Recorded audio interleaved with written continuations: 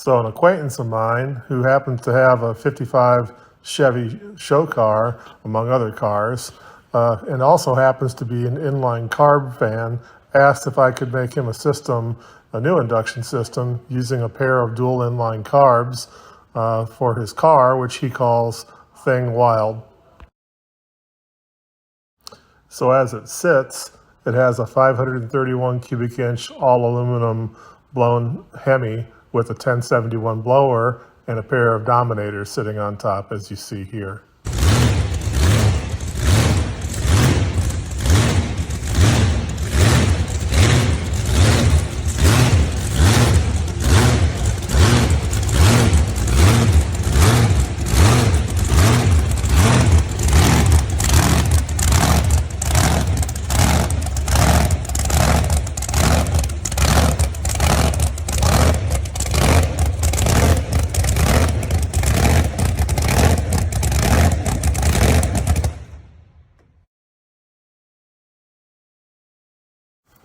So after some discussion, I tickled the keys and came up with these CAD renderings and asked if this is what he was describing, which he confirmed. So thus I started this project, which is a pretty long video because it's really like two projects within one, because the carburetor adapter for the blower is a project in itself, like an intake manifold, and so is the scoop. So it's going to be a longer video than normal, but it'll take you from start to finish of the project, so stay tuned.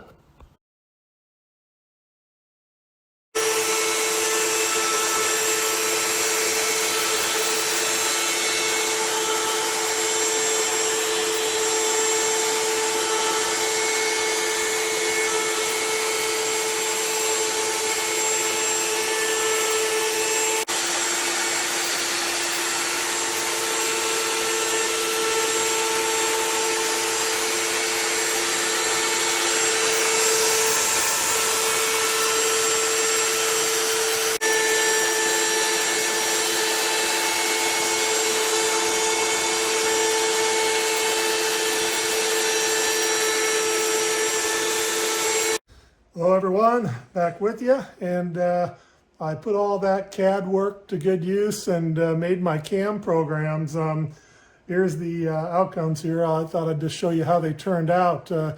This time I sped things up a little bit. I used to do roughing cuts on these, and this time I just went right to a full depth finish cut with a 0.1 step over with a 1/4 inch diameter ball nose end mill. And it's a spiral carbide double flute, and I was running at 200 inches per minute, and they came out great. I mean, it was 15 minutes aside. I was amazed at how fast they cut, but 15 minutes aside, and this is what I get. So this is the two halves. I'll show you the two halves put together here in a second, but it's the inboard and the outboard side with two-sided machining on each one. So here's the outside surface, and there's the inside surface. So if we get a close look, you can get an idea at the finish there.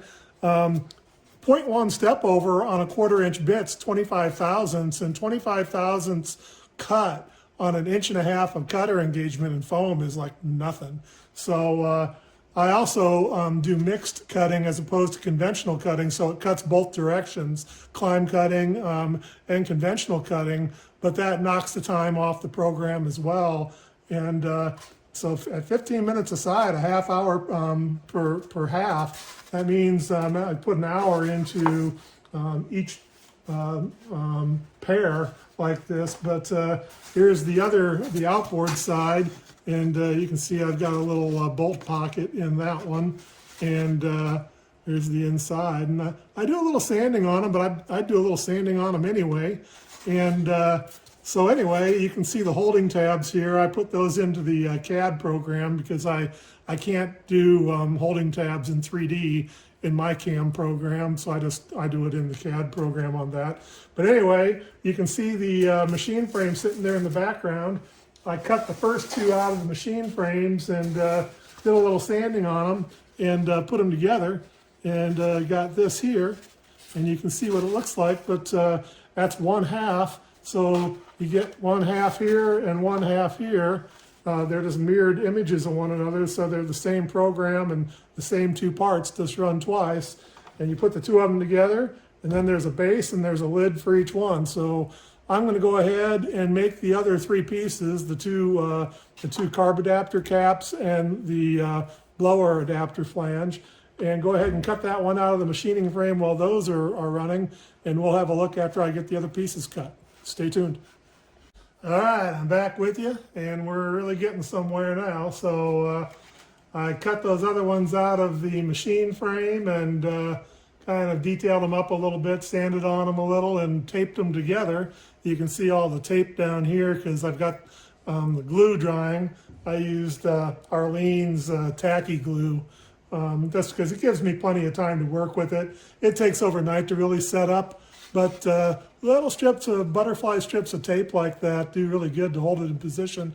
The two halves aren't glued together yet. I've just got a piece of tape here in the bridge of the valley and a couple on the ends, just seeing how they roughly fit up. But you get the idea there. There's the Y branch, the opening, and the collection. So this is where the flange goes. So the flange that interfaces with the blower, I've got that machined. It's still in the frame there. So I'll cut that out, and then I did cut a couple of the carburetor adapters. You can see there, this one's still sitting in the machine frame, but maybe to get a little better look at one, this is the cap that goes on each one of those openings. So that's the Inline Autolite Carb flange pattern, and then on the bottom there is just the oval that matches the plenum, and got some nice little fillets in there. So the plan here is I'll start gluing and fixturing it together, but that sits on the top there like so. And you can see here, I'll put it roughly in place.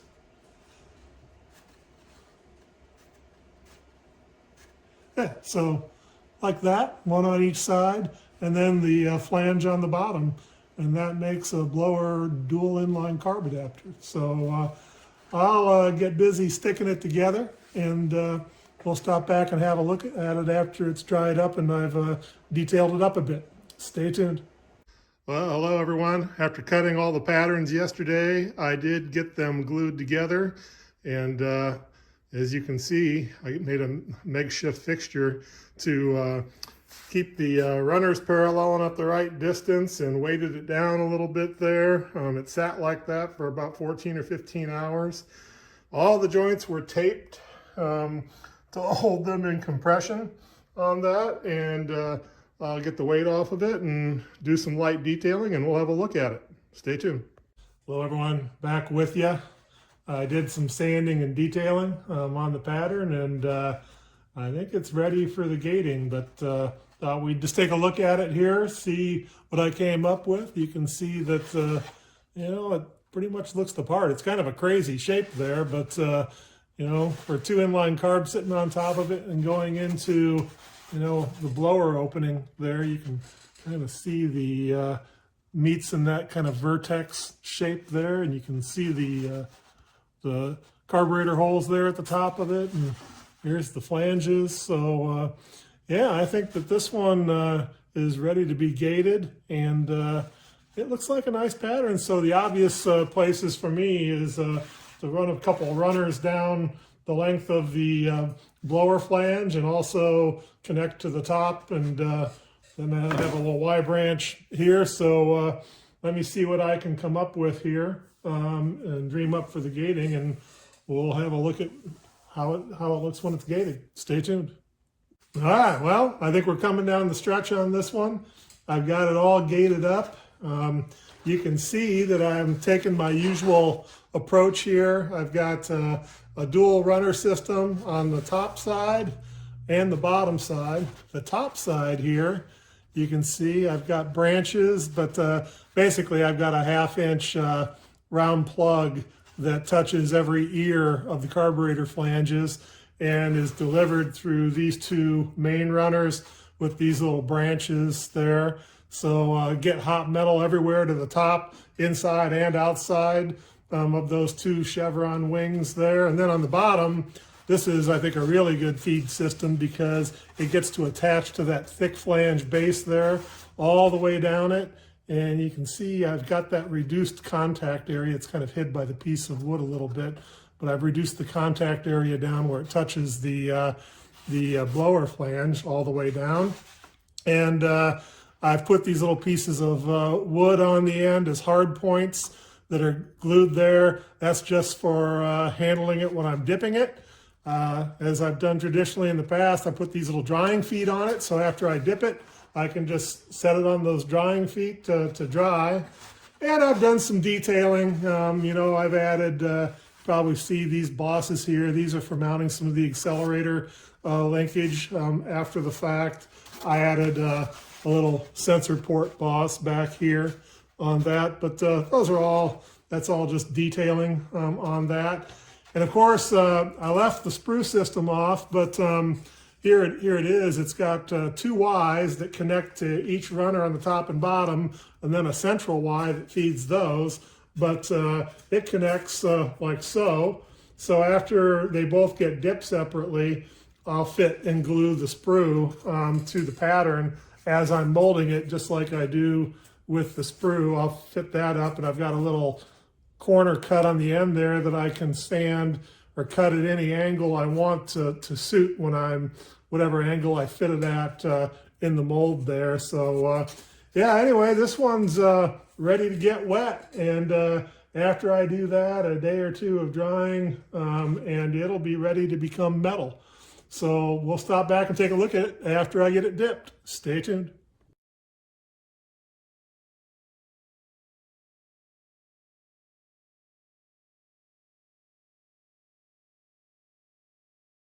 All right, well, as you saw, it got a little fan force drying encouragement, particularly on the interior features, because the interior features, just the moisture just hangs out in the interior features, and it takes really long to dry, but if you move just a little bit of air through it, it'll dry in a couple hours. So yeah, she's dipped, and I removed all the excess stuff. I took the drying feed off, and of course the chunks of wood, and as you can see, I glued on my my sprue and feed system to it.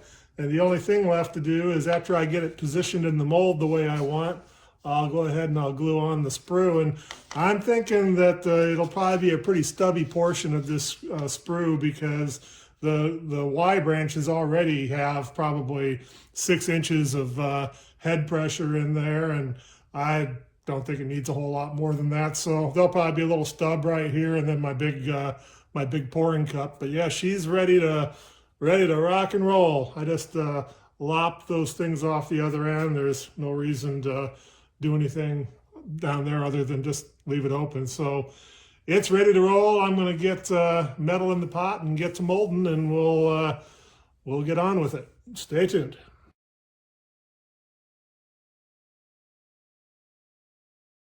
All right, got a full A20, metal's at temperature. I'll do the final skim and give her a pour here. I'll try to pour from the other side of the flask to give everybody a little bit better view of the pour. So here we go.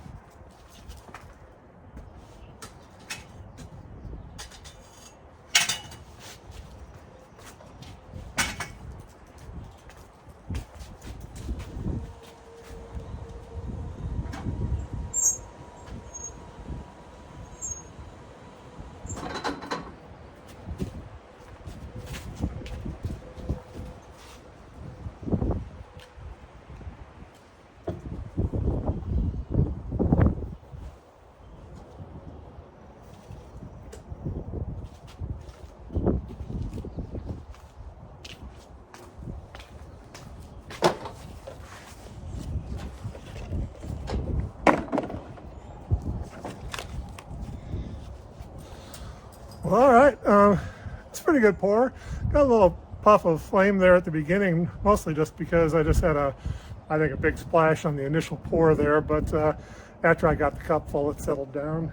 And I measured the metal out pretty well. I didn't have any too much to spare. I mean, I still had probably a couple pounds in the cup, but obviously I didn't have anything left over to pour in the ingot tray, but hopefully it's a good pour. You never know.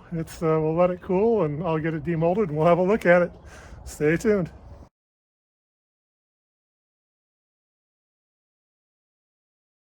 All right, well, hello everybody. I cleaned the casting up and degated it, and I got to tell you, it's a really nice casting.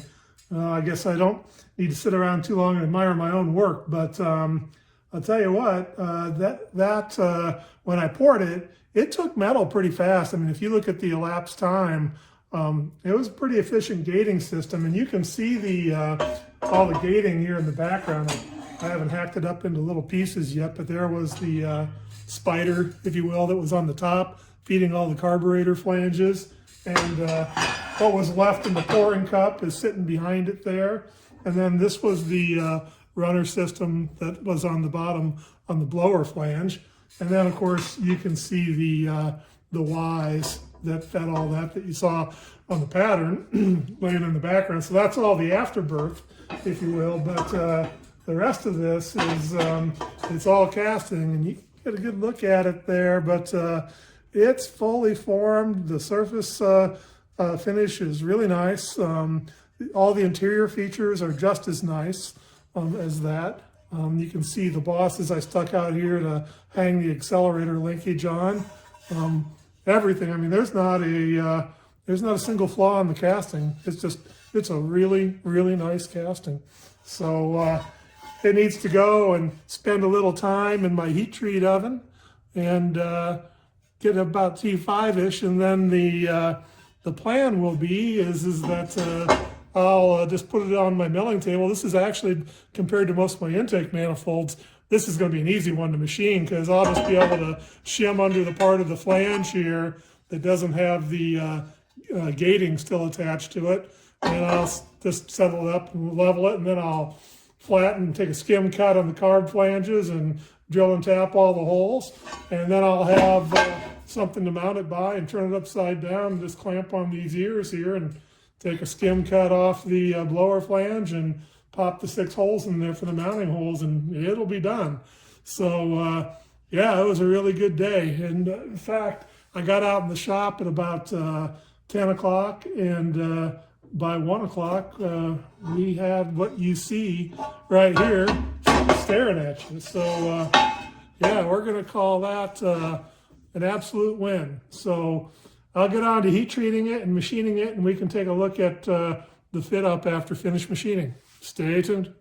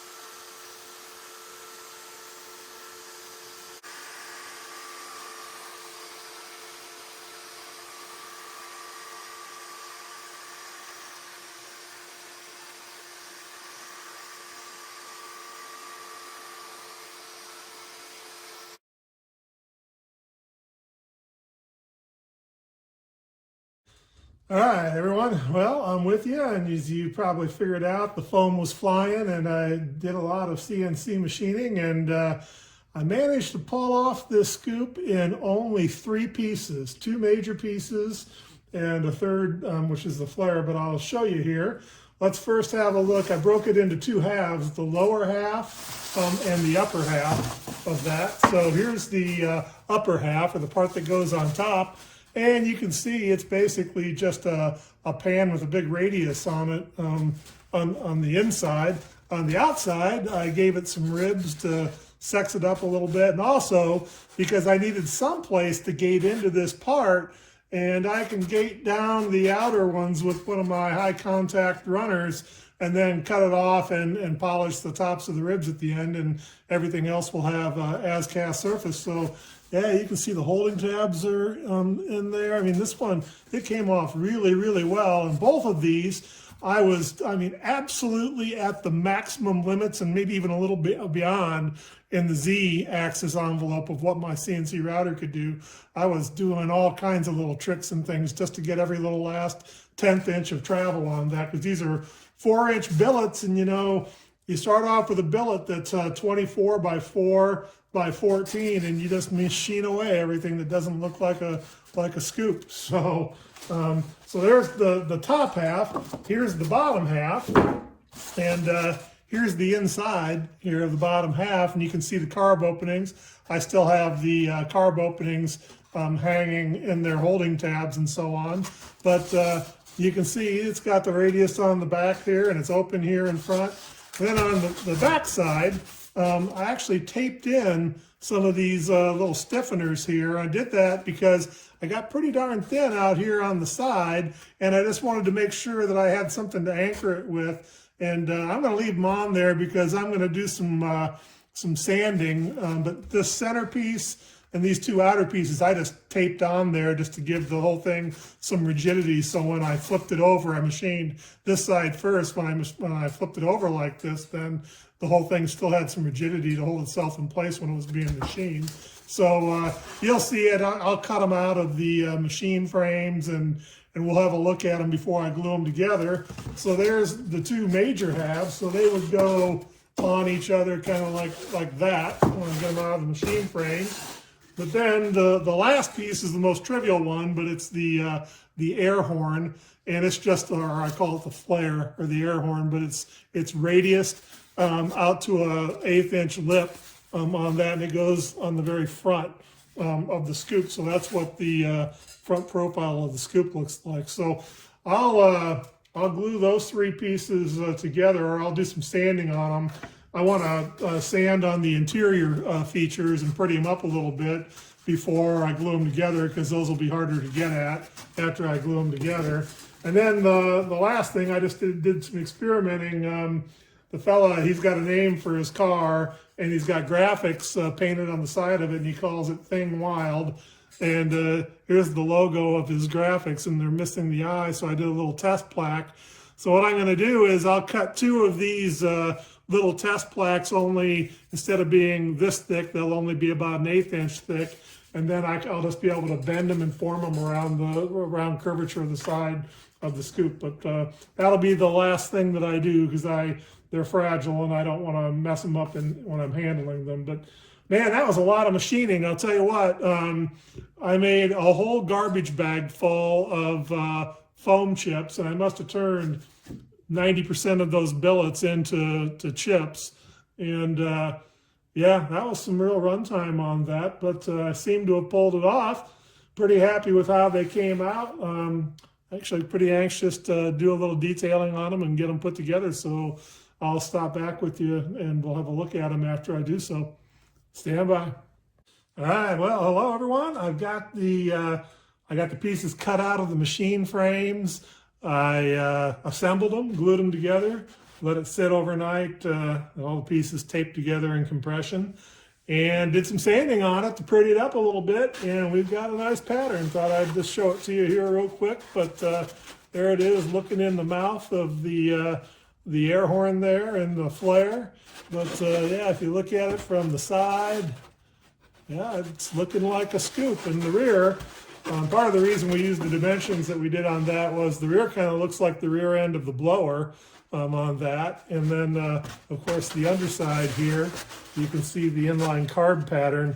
And those crossbars, they line up right over the where the mounting stud holes are in the inline carb. So it's got 4 1/4 inch studs that'll hold it on with a locking wing nut on the inside. So they'll be easy to get at there. And then the ribs on top, they all came out nice and in good shape. So Yeah, it's pretty nice. I did narrow the flare down. It goes from a 1/4-inch wall to an 1/8-inch lip. Probably just asking for a fail there, but it looks so much better, I think, with the thin lip. That's why I designed it that way. And it's about a 1/4-inch wall. The thing's 22 inches long, 12 inches wide, almost at the flare. And the CAD program says it'll just the casting itself should weigh about 14 pounds. So I'm already thinking about, I've got a good idea of how I'm going to gate it, but I'm also thinking that I'm going to brush coat it instead of dip it, just because it's going to get so darn heavy.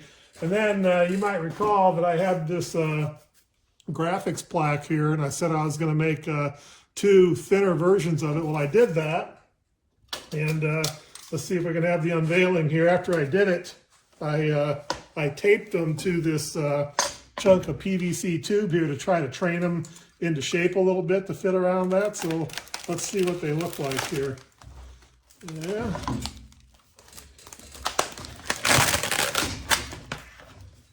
All right, let's see if I can get them off there.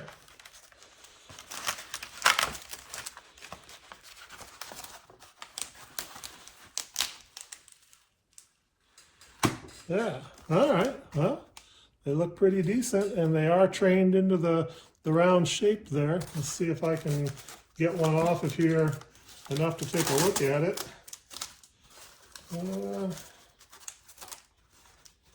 I'll take just a second. There's one. There's 2. All right, so there's the plaque right there. You can see it's a skinny one. And the idea is I'll glue it right on the side, right there. So yeah, I think that's going to probably work. And a little secret for you all too is what I've taken to using is a really good instant glue for foam is just good old rubber cement. Some people market it as foam safe. This is Beacon's. They call it white rubber cement. But the key is that the solvent in here is heptane, and heptane it's a very high vapor pressure solvent, and that means it dries really fast. But it won't have great shelf life because it's hard to contain. But if you just put a little layer on there, and I wipe it off with my finger as much as I can get off, and just in a minute or so, if you blow on it, it'll dry. And when you stick it to the other side that's been coated, it's like instant contact cement. And it's very thin, so it's great for casting. So I'll go ahead and put that on, and I'll go, and then I'll probably gate it up, and we'll stop back and have a look at it after I get the gating on it and do the detailing. Stay tuned. All right, everybody. Well, the pattern's all detailed and ready to be gated. Thought we'd just have a quick look. You saw the picture before. I put my name and logo all the way at the back of the scoop. The fella I'm making it for, turn it upside down so maybe you can see it in the light, but it's back there. It's hard to see because of the shadow on the video, but it's easy to see in person. But I did go ahead and put his logo on the side there. It conforms to the shape of the scoop on that, one on each side. They're actually centered on the carb centers on that. But yeah, I mean, you can see it's ready to become metal. All I got to do is put a feed system on it, and we'll be ready and roaring to go. So stay tuned.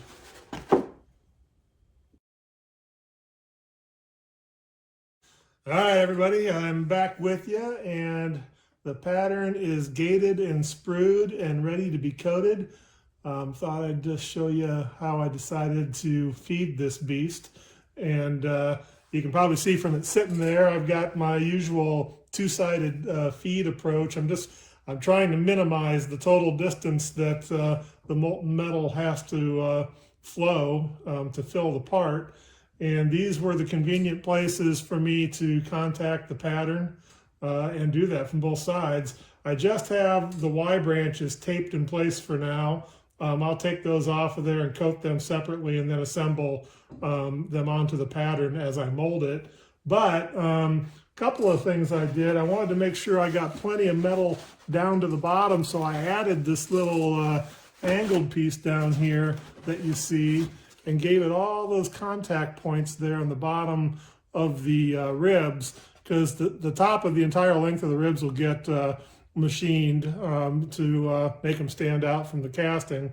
But that gives me plenty of metal attached to this lower part of the base here.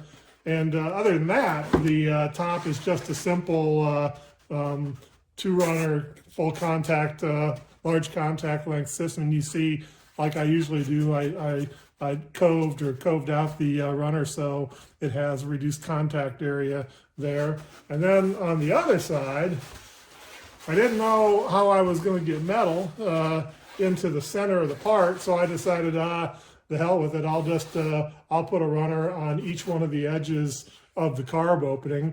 And then I made these little U-turns down here for the same reason. I wanted to get metal all the way out to the end here just to make sure that I had plenty to feed the bottom of the part. Probably wasn't needed, but you know, when you've come this far, you just kind of want to take no prisoners. But then you can see the, it's not a Y, whatever you call a Y with 4 branches there. And I've got, you know, pretty decent gap between that and the edge of the flare. So yeah, I think this should do it. And I'll for sure have to pour this in my big casting rig. I think the cab model said 14 pounds for the scoop. I don't know if it'll be quite that much or not, but I'd have to figure out how much gating I got on here. I mean, I'm sure I've got somewhere between 5 and 7 pounds worth of gating on there. So it'll be north of 20 pounds, too big to pour with my smaller furnace and A20 crucible.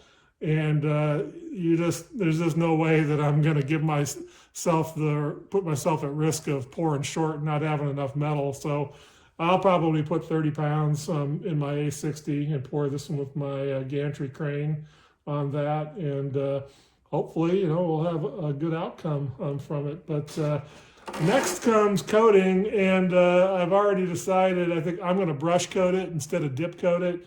I'd like to dip coat it because it's the difference between it taking a minute and it taking an hour or two. But this thing is so big and so likely to collect slurry and pool it in areas. It'd weigh a ton if I dipped it, and I'm almost certain I'd break something, and it's just not worth the risk of dropping it or having it the attach points that I'm dipping it from break. It'd scrap the whole pattern. So if I brush coat it, I'm going to have to do it in phases. I'll have to set it like this, and then, you know, brush everything that is in this surface. And I think the other advantage of doing that is it won't be so heavy, and when the first brush coat dries, the pattern will get a lot stiffer, and the chances that it will sag or distort the pattern are pretty small if I do it that way. So just all the way around, I think that it's just a much lower risk approach, even though it's more laborious to just brush coat it. So that's what I'm going to do. It won't take that much. It'll take a few days of drying time, because every position that I coat it in, I'll have to let it dry overnight and then reposition it and try to coat it again. So it'll probably take me, you know, at least 2 different positions, and probably 3 or 4. So it'll take probably, you know, a half hour of brush coating followed by a day of drying, and a half hour of brush coating followed by a day of drying and whatnot. But I think that's a low risk way to get it prepped and ready to cast. So that's what I'm going to do. And I'll take a few pictures along the way, and then we'll have a look at it after I get it coated. Stay tuned. Well, hello everyone, back with you. I did brush coat it. I'm glad that I did. I didn't do it in phases. I brush coated the whole pattern all at once because after I got to brushing for a little while and had it half covered, I could tell it just wasn't very heavy, so there was no concern about coating the whole thing. So I brush coated it, the entire pattern, let it dry, And then I gave it a second coat because of the very reason that I could tell there was just a small fraction of slurry on it compared to when I dip them. And there probably still isn't as much on it right now as when I dip them anyway. But that second coat, after you put a second coat on, the first coat that's already dry sucks the water right out of the second coat. So you got to be pretty quick about coating and moving on. But yeah, I attached all the gating to it here, as you can see. And this one is ready to rock and roll. I took the drying feet off of each side, and I did add one little feature, and that was right up here, these little things on the back. I needed something to clamp it to the milling table with in the back, so I added those little extensions on there for that. But yeah, it just strikes me, it's just so big. I mean, it's got one heck of a lot of surface area. The thing's 1/4-inch wall at most everywhere. And I think with the gating system, I gave it the best chance I could of success with the constraints that I had. So we'll see. But the next step will be to mold it and pour it. So stay tuned for that.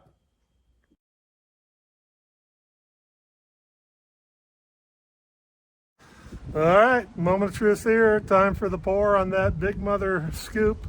I got a little over half an A60, probably 33 pounds of aluminum in the A60, and at 1375, and ready to rock and roll. So I already did the final skim, so it's just time to get after it. Let's get it.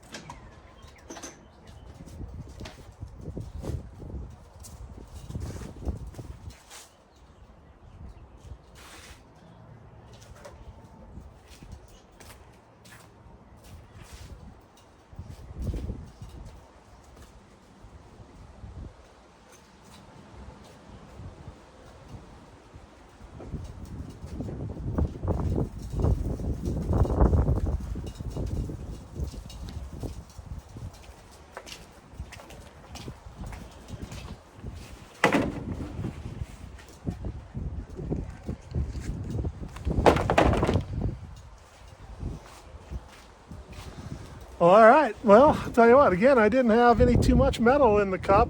I thought maybe I'd have a few pounds extra, but it filled. I still probably had, most of the cup filled after I was done. So there's a little bit to spare, but took a little bit more metal than I thought, and it seemed to go okay. But like everything lost foam, we won't know until we dump it on the ground. So in about 20 or 30 minutes here, we'll have a look. Stay tuned.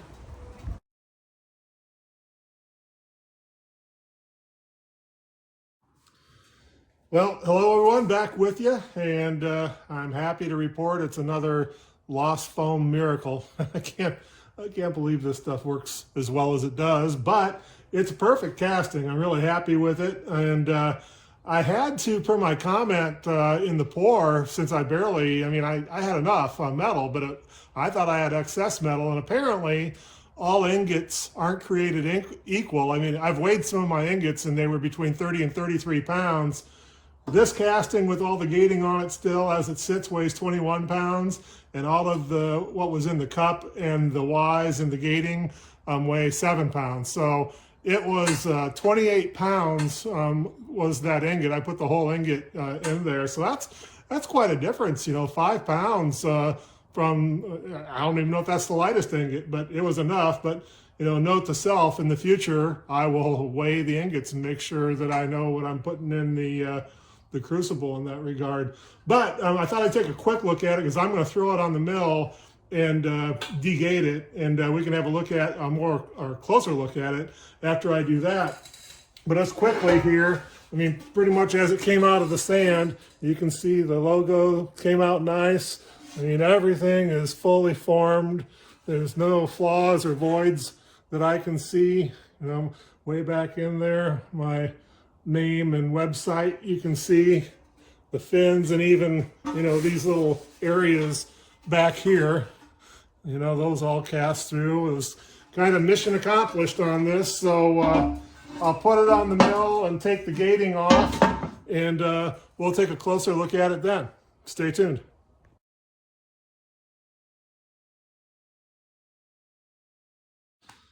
Well, hello everyone, back with you, and you can see from the photos that I got the runner and gating cut off of the scoop, and the aftermath of that is laying back there on the table behind the scoop itself. So the scoop's all finished machine now, and thought we'd take a quick look at how it came out. But you saw most of it on the casting already, but yep, there's the logo. I kind of just did some light polishing on the raised part of the letters there. Here's the underside of the scoop. Of course, I trued up these surfaces here that interface with the carb. I counterbored these too so they could have captive hardware by putting a lock nut on the back side. But those braces are how they mount to the carburetors. Those are the centers for the mounting posts that on the original equipment position on the inline carbs. And then taking a look deep down there, you can probably see my name and website information. But turns out that the whole system, as you probably saw, I poured 28 pounds. The scoop here, as it sits fully machined, weighs 14.5 pounds. So the other, 13.5 pounds or so was in the feed system. And of that, almost 5 pounds of it was in the cup. So you can do the math on all that. But like I said earlier, I don't really worry too much about having a lot of aluminum in the feed system because it can be remelted, especially for ornamental projects like this. And it's just not worth the risk of pouring short.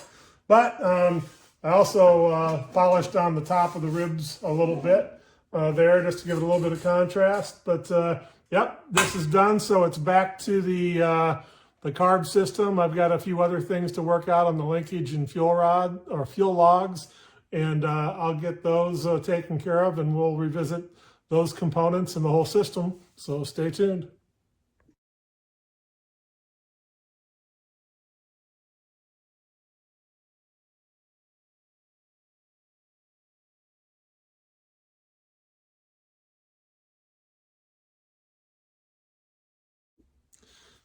All right, well, hello everyone. This project is all completed. So we can do a little wrap up here. You can see it sitting together there.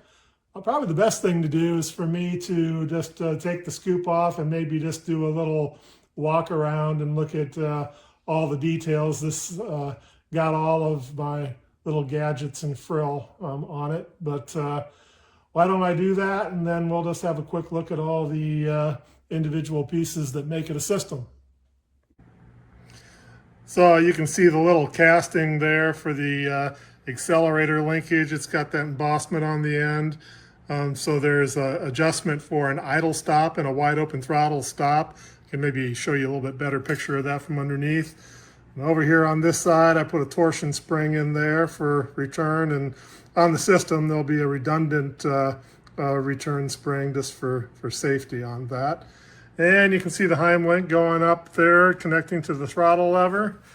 And if you look up on top, there's the bell crank. So these throttle shafts on the carburetors counter rotate, so they tip in from the same side. It's a lot more important on an individual runner intake. This is an open plenum intake, so probably not as big of a deal there, but that's the way I make them. And let's see if I can hold on here. Just a little bit of actuation there. You can see the throttle blades going wide open and the accelerator pump levers moving there. So yeah, good linkage is key. You got to have good linkage. Just to give you a little better look at the idle stop and the wide open throttle stop there, the adjustments for them. But yeah, they're good and solid. So this also got a pair of my fuel logs. You see this little casting here. It's got AN and swivel fittings, hose fittings on it. And it's got an ear on the casting that ties it off there to the carburetor stud. Same thing on the other side. And I've got these little idle stops on here that I make for them. Some inline carbs, there's a little bit of slop between the two shafts, and this is a little bit more precise means of providing idle stop. On this one, I don't think that they're going to be required, and I think the idle stop out on the accelerator bracket linkage will be fine, but they're on there in case they want to use them. And just kind of looking down the barrel, at it here. The studs on top, of course, they're double nutted there to retain the hood or the blower scoop, if you will. But yeah, it's got all the gadgets. This one's ready to bolt on and run. All right, well, it's time for this one to go to its new home. It's gonna live on top of an all aluminum blown Hemi, so it should have a good life for that. And it's time for me to move on to my next project. Be sure to take in the other videos on my channel on other systems that I've built, as well as casting process videos. A lot of you have questions about the casting process. I've got a lot of videos about my process for that could probably answer a lot of those questions. So thanks for watching, and we'll catch up with you on the next project. Take care.